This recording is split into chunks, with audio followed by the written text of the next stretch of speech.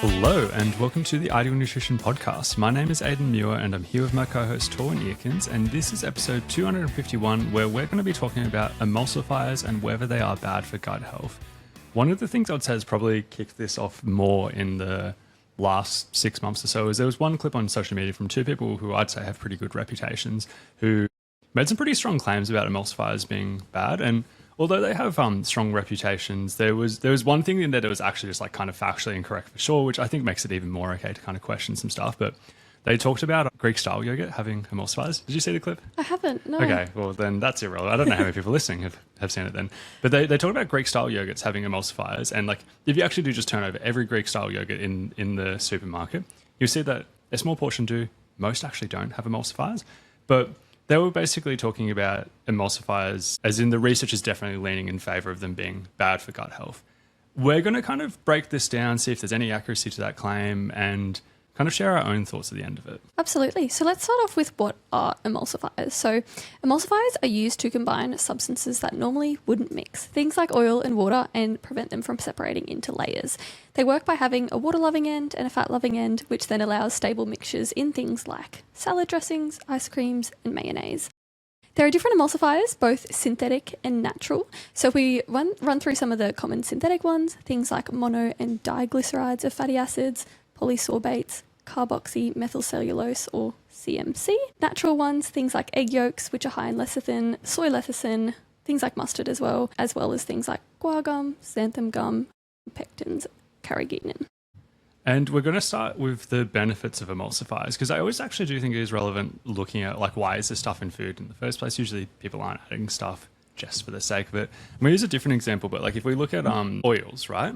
There are many times people would criticize certain oils for being like too refined or whatever. If you look at the process as to why they're too refined or whatever, it's one of the reasons is it allows them to get way more oil. And it's like, well, if you're a company and you're trying to sell it, like I see why they would do that. Then the debate becomes, is this bad, so on and so forth. But let's just start with emulsifiers. So why are they added to products? There are a few functional reasons. And the first one that I'm going to start off with is that I'm just going to use actual examples. So lecithin is added to chocolate to ensure that the cocoa butter evenly coats the cocoa and sugar to make it so it isn't gritty. Polysorbate is added to ice cream, and that makes sure that it's like more creamy, not clumpy, and it slows the rate that it melts at. Mono and diglycerides are added to bread to slow down how quickly it becomes hard and stale. And in a lot of other products, it's like literally as simple as like keeping a stable consistency and merge so that like, for example, in salad dressings, like the oil and vinegar don't like separate. Absolutely, which means across the board, this can help make food more accessible and products more consistent too. So they are added for a reason. I've got one more there. I've got like a health benefits section. Chat through that. Let's go. There's not heaps here. I didn't go too deep on this, but I just wanted to be like, okay, so there's cases where it's like functionally it makes sense, but there are many people in this world, I won't say it's like heaps and heaps, but there are people in this world who very specifically supplement soy lecithin for benefits. And that is one of the natural emulsifiers, right? So maybe if you have the appeal to nature fallacy or whatever, like that is something that makes it even more beneficial in a way. But it has some logic behind it. It's not something that's like super, super strongly recommended in many cases, but like it provides choline, which could be good for brain and liver health. It can reduce cholesterol levels, and it has a few other applications. But I just wanted to point out that like there are times people are going out of their way to use some of these as health supplements, let alone like before the stuff we're about to talk about. I actually did have a look at a specific study in soy lecithin, and the dose here was 500 milligrams a day, which helped to reduce total cholesterol by about 40% and LDL by about 42% over 2 months, which... That's huge. It's a massive effect. And when I read that, I thought, wow, okay, that actually is a really big difference. But there are a few things that we're going to talk about which weren't considered in that specific study. So it'll be in the show notes for anyone who wants to have a read through that one. In terms of how it could potentially be harmful to gut health, that's what we're going to run through now. And this is what this specific video, I think that Aidan is probably referencing, spoke about. So in terms of what the proposed mechanisms there are, is altering gut microbiome composition, disrupting the mucus layer, as well as increasing permeability in the small intestine. Anything else you wanted to add to that? Exactly right. And if we're scaremongering, it's hard to say if it's scaremongering because it's like, well, what if it's actually is a thing, right? The scaremongering way of saying that is it's almost like it's like detergent-like, and it's like dissolving the mucosal layer over time of the intestines, and that could lead to increased permeability of the intestines, or if you want to use other language, what people could call leaky gut over time. So In terms of studies in this area, I think looking at a few different ones, I had a look at a 2021 study where they looked at food emulsifiers and increasing intestinal inflammation risk. Specifically, this study found that carboxymethylcellulose and polysorbate were the ones that affected gut microbiome and increased this risk of inflammation, whereas things like lecithin on this specific study were not as significantly impacting gut health. Incredible. There is a bunch of animal research. I haven't actually written down any of the animal research in my notes because like the animal research actually did make a bit of a like strong claim. Like it did make it seem like this is a bit of an issue, but there are many things in the animal world that don't translate to human world. So like I do like to prioritize human research, but I figured I'd flag that particularly if you are somebody who reads a bit more into animal studies as well.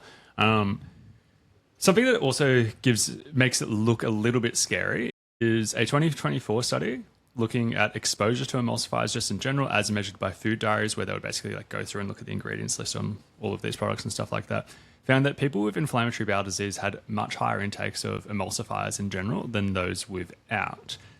That sounds scary. If I was going to make a counter argument, that's not strong evidence by itself, because indirectly that is arguably just measuring processed food intake to a certain degree. And there are also many things that could explain that link. Another thing that does actually seem to be pretty clear is that rates of inflammatory bowel disease have been going over time.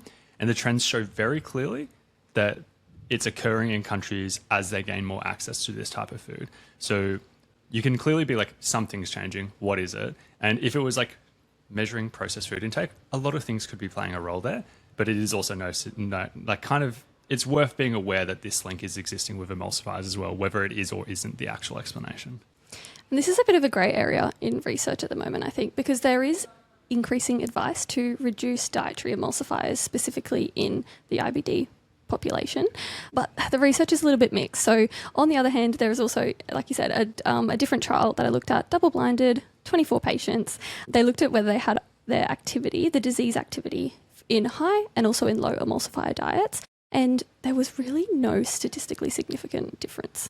Yeah, and that's really reassuring. So that study was in Crohn's, and I also am mentioning the dates here. So that was 2025, and the reason why I'm mentioning that is because it's so early in this research. The fact that in the last 2 years we've had big studies that have probably changed the opinions of a lot of people. Short study, small sample size, but does add to the body of research, particularly because if you going down the route of like the scariest scaremonger way of saying this is like, as it's like this detergent, like kind of like, I don't know, like you would be a bit more reassured being like, well, if it was that bad, we probably wouldn't see no difference in a study that went for 4 weeks, even though it's 4 weeks, with a high exposure versus quite a low exposure. So it adds to the body of research, doesn't give me strong opinions at this stage, but I do think it's relevant and worth knowing it.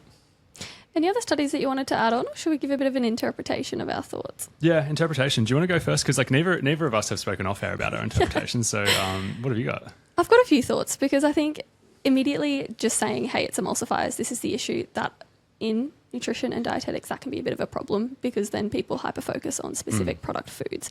Whereas by what you were saying before, it's much more likely that the issue lies with the diet pattern and what sort of foods are being consumed. So is it just generally a high intake of processed foods that is contributing to negative outcomes in terms of gut health? Or is it the fact that it's emulsifiers specifically? I don't believe that there's enough research for us to make a strict or like a very supported claim there. Yeah, absolutely. I am in the same boat on that as well. So I have a lot of people who are clients of mine who have IBD, whether it's Crohn's or ulcerative colitis, who care a lot about this. I don't know if they listen to the podcast, but like in those cases, I actively am sharing my 2 cents of being like, if I was in your shoes, I probably would limit my exposure of this. I wouldn't go to the point of, and this is me actually just personally speaking, I wouldn't go to my point of completely avoiding these things at the expense of all other variables or whatever, but I would limit my exposure for sure. And I would also just in general try to prioritize nutrient-rich, minimally processed foods in general, because that has a bunch of benefits anyway. Like if you go down a list of like micronutrients and stuff like that, how that can play a role in inflammatory bowel disease as well. Like I would definitely be doing that. And I think it's almost like this thing where it's like if you pursue that anyway, you're naturally going to reduce your intake of these things anyway. So I'm still of the opinion that I have some level of caution.